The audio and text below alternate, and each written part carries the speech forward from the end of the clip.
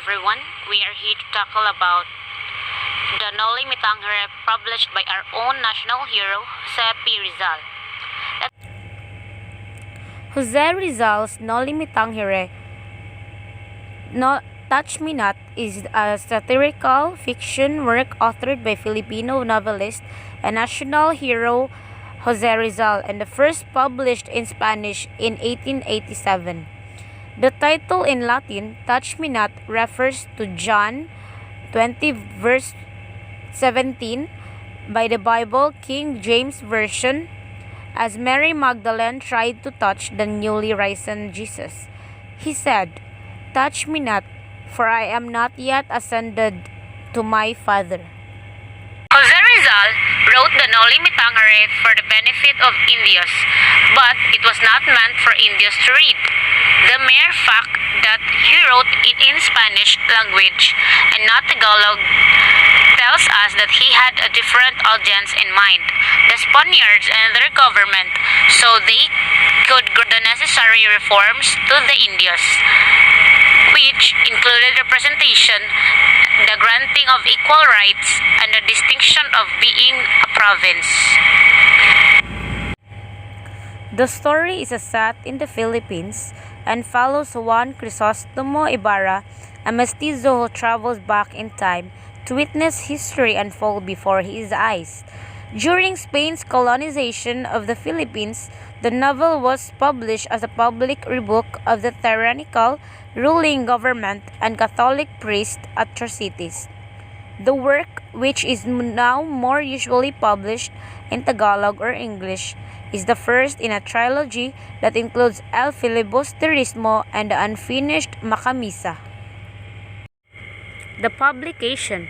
In December 1886, Rizal completed the work. Rizal was concerned that the novel would not be printed and hence go unread. A friend named Maximo Viola provided financial assistance, which enabled him to print his book at the Berliner Buchdruckerei Achenschel, a fine print media in Berlin. Let's proceed to the major characters. First, Crisostomo Ibarra. Son of a Filipino businessman, Don Rafael Ibarra, studied in Europe for 7 years. Ibarra is also Maria Clara's fiancé. Several sources claim that Ibarra is also Rizal's reflection. Ibarra was born and grew up in the Philippines, but during his adolescence spent several years studying in Europe. Those years prevented him from knowing what was happening in his country. Maria Clara, Ibarra's fiancée. She was raised by Capitan Tiago and is the most beautiful and widely celebrated girl in San Diego, an illegitimate daughter of Father Damaso. Maria Clara de los Santos y Alba is the most dominant yet weakest representation of women in this setting. Capitan Tiago. Santiago de los Santos, also known as Tiago or Capitan Tiago, is a Filipino businessman and the cabeza de barangay per head of barangay in the town of San Diego. He is also Maria Clara's known father. Capitan Tiago is the only son of wealthy trader in Malabon. Due to his mother's cruelty, Capitan Tiago did not attain any formal education. He became a servant of a Dominican priest. Padre Damaso. Padre Damaso Verdolagas is a former parish curate of San Diego and a Franciscan friar. He is primarily known for being a renowned guide who uses harsh language and was a terrible priest during his time in town. Padre Damaso is described to be a snobbish, ruthless, and judgmental extrovert. He does not control his words when he's speaking and does not care if the person he is talking to will feel embarrassed or remorseful. He also berates and always criticizes other people around him, especially Ibarra. Elias.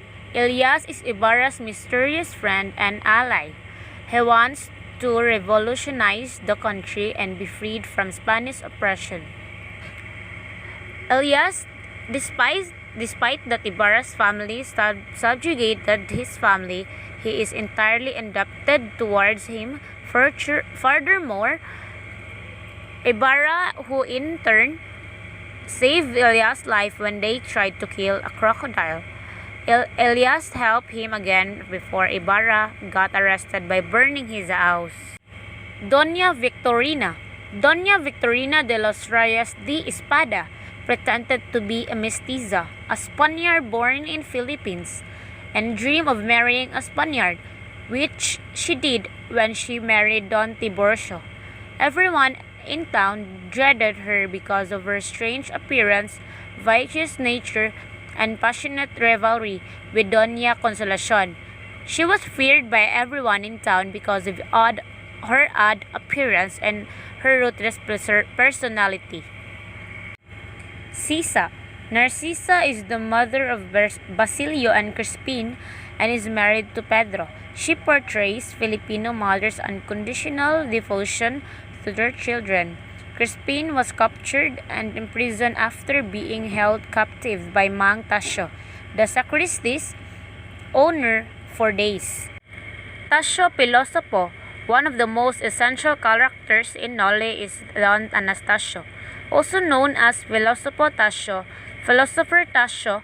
On the one hand, he is considered a philosopher or sage, thus Pilosopo Tasio, since his thoughts were in tune with the townspeople's brains.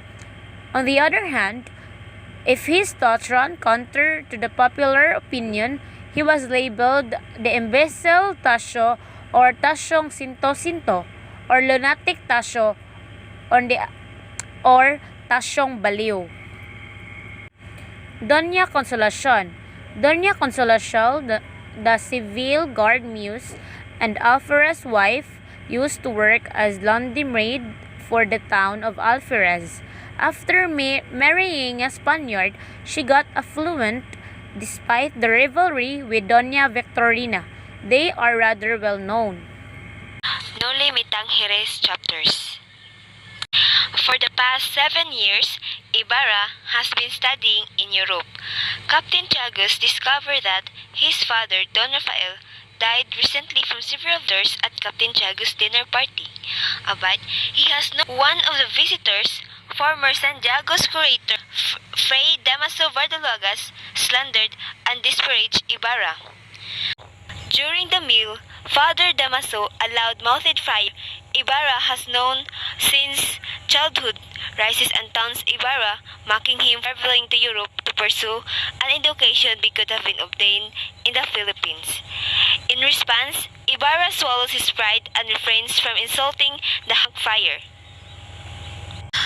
Friar Father Damaso chastises Ibarra for learning what he could have studied at home. Ibarra kept his mouth shut and leave the gathering to see his fiancée, Tiago's daughter, Maria Clara. Ibarra speaks with Senor Guevara of the Civil Guard, who tells that Rafael died in prison, after being imprisoned for inadvertently murdering a tax collector who was assaulting a youngster on the street. Clara joins Ibarra on his trip to his homeland of San Diego.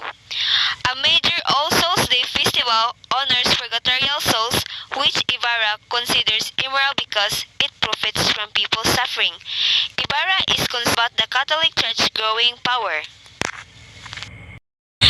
Father Salve is an example of corruption, as he uses his position as a priest to fine individuals who do not attend church. Ibarra discovers the tragic circumstances of his father's death, as well as the history behind the friar Damaso Vardalagas' hatred for him. According to Kabisig, Ibarra's father was treated unfairly and died as a result. Despite this, Ibarra takes the high road, avoiding vengeance only to be pursued by Damaso at every turn. Father Damaso's corrupt involvement is revealed to Ibarra by a schoolmaster. Damaso believes that instructors should beat children as a form of discipline and that Spanish should be taught instead of Tagalog. The native Philippines language as an alternative, Ibarra intends to construct secular school similar to the one Rafael has always desired. Ibarra consults with the church and government leaders, fully expecting to disregard their input once the school is completed. When Ibarra goes to the Catholic cemetery, he learns that Damaso had Rafael's remains excavated and deposited in the lake. Ibarra and local officials celebrate the new school's opening during the fiesta. The mysterious Elias enters as Damaso gave a sermon blessing the structure. During a fishing trip, Ibarra once saved Elias' life.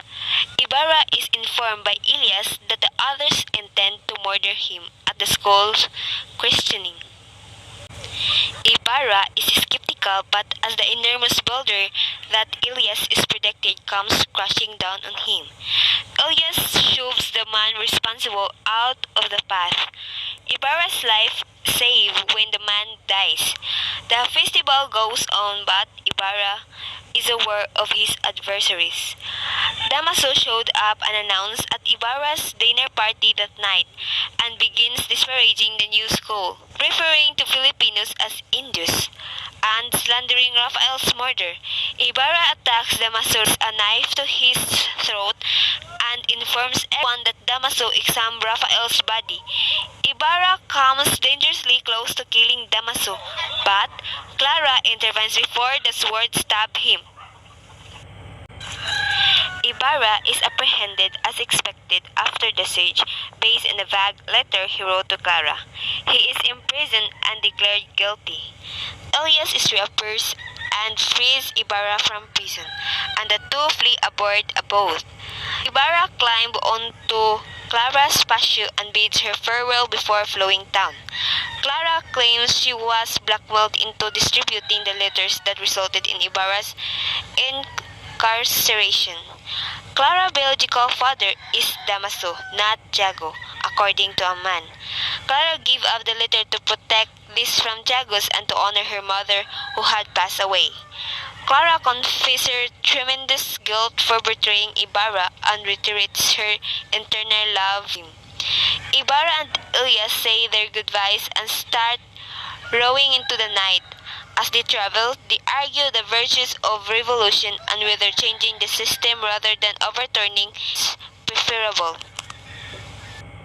Ibarra is imprisoned, lost friends and reputations, and is nearly killed as a result of unrelenting hostility. He is deflated, disillusioned and weak by the end of the novel. His bright future was ruined, and he now finds himself surrounded by corruption and loss. Another boat attacks the man while they are conversing. Elias chooses to jump off the boat, distraction while Ibarra continues rowing. Elias invites Ibarra to meet him in San Diego on Christmas Eve. When Ibarra's grandpa is buried with the family money, Elias dives into the sea and is pursued by the attackers until they see blood in the water and presume Elias is dead. Clara informs Damaso in San Diego that she cannot marry Leoners because she's not in love with him.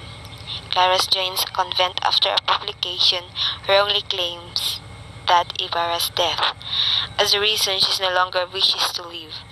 Elias appears in the woods on Christmas Eve to meet Ibarra, who never shows up. Elias has been wounded and informs Basilio that he is about to die. Elias requests that Basilio burn his body as well as Basilio's mother, Sisa, on a fire.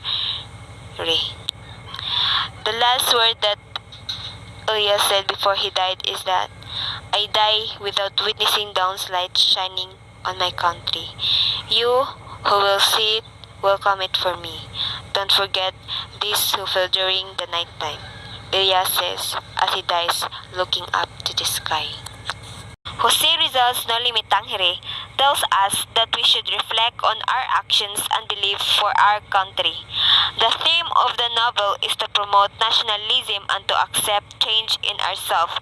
It still applies to us today. We must patronize our country by respecting the law, promoting Philippines culture, and realizing the true goal of the country by helping each other towards the improvement of the country. This novel is being taught in the school in order to not beat the history itself, by learning how to love our country and to empower the youth as the catalyst of change for our country. Being a true Filipino is what Jose Rizal wants us to be, to know who we are and what is our true goals will make the country flourish.